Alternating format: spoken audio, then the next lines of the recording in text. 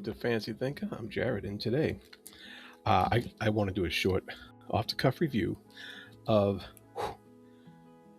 Forbidden Knowledge The Gap into Vision by Stephen Donaldson. This is the second book in the space opera Gap series, Gap cycle by Donaldson, and came out in '90s, early mid '90s, somewhere around there. And this is the second book out of five, and this is the book where we are opened up to a slightly bigger universe, and that is very common in Donaldson's books, in his styles, his series, where you get that very minimalist view in the first book, and then he expands it and continues to expand as the series goes on. This book has all the challenging trigger warnings that the first book did. They're presented in a different way because Donaldson doesn't exactly repeat himself, and that's a good thing.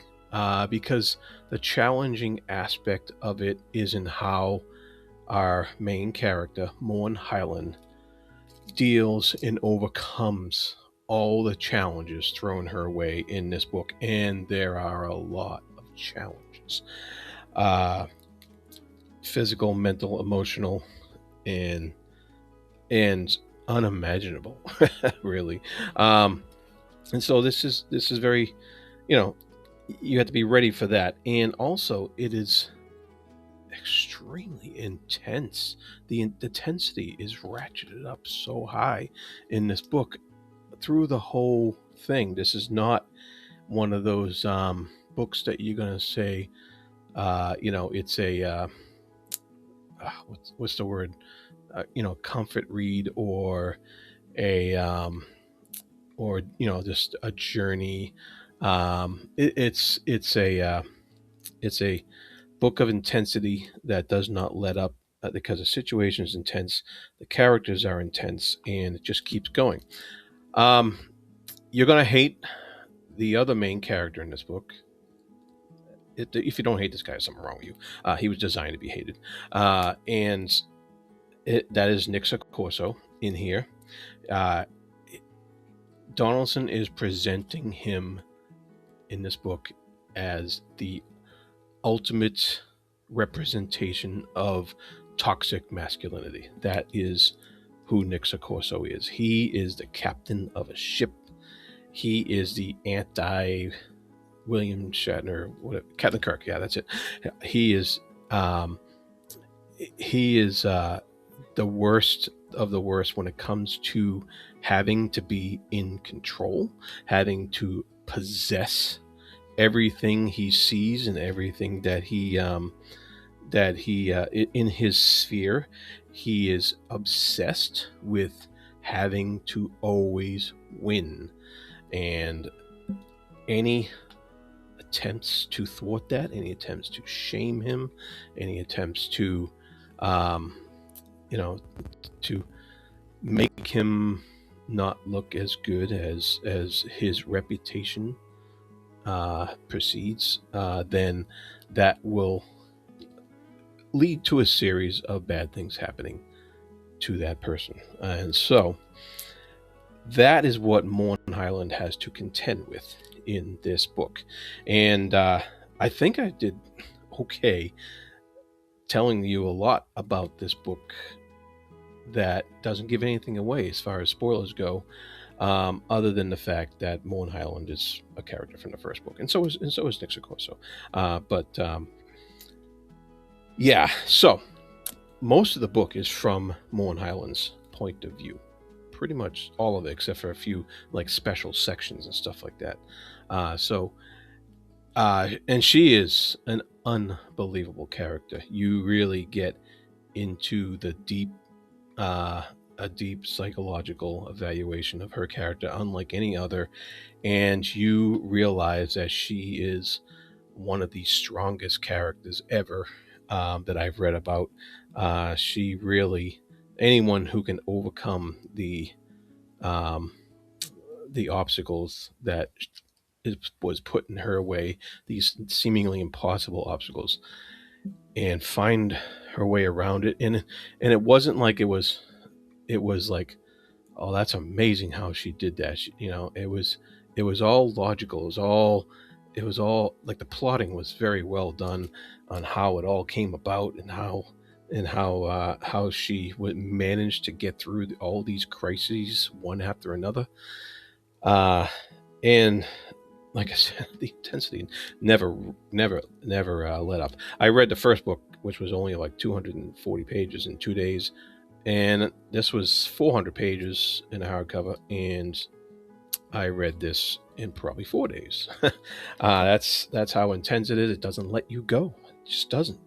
If you can hack it, if you can stand the stress, if you can stand the the bad things that happen to Morn and other characters, um, and you can see what um, the challenge that Donaldson is presenting to you, to say, here is a very well written story that he's challenging our perceptions of things. He's challenging what we think people are capable of and what people are able to withstand. So that's what I would say. That he also has this undercurrent, this theme running through the book of chaos versus order, and that is running through this book. He has a nice line in here that says, "The impulse toward chaos is aggressive. The very act of escape breaks down systems of order. It contradicts safety, avoids stability, defies cause and effect. Like the instinct for order, it fights to create and defend the conditions it seeks."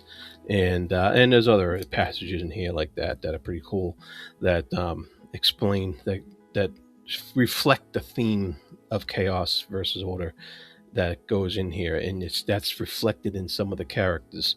And I think the fourth book in the series is actually called Chaos and Order, so so that's kind of on the nose. But uh, the and of course you do have the overarching shadow, I guess, of Wagner's The Ring of the Nibelung, the opera, making its way through here.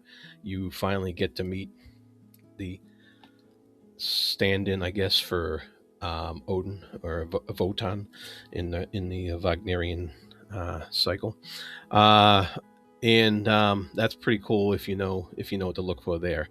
It's not necessary to know the opera in order to in order to get into these books and enjoy them, and just if you're seeking that intensity, that I gotta get through it. I gotta get to the next page. If you're seeking that, Donaldson masterfully gives you that need, if that's what you're looking for. Like I said, it's not gonna be for everybody. It's not. It can be tough to take at times. So that's just that warning is out there. But for those of you who do like Donaldson's writing in general, and who do like very intense psychological space opera type thing, you're probably gonna love this series, love this book. So I can't wait to get to the next one. I'll be doing it next month sometime, or at the end of this month, I think. And that is called "A Dark and Hungry God Arises." that's a cool title. Anyways, so that's what I had to say about Forbidden Knowledge by Stephen Donaldson. And yeah, be good to each other. Unlike these people, please be good to each other. And thank you for watching. Bye now.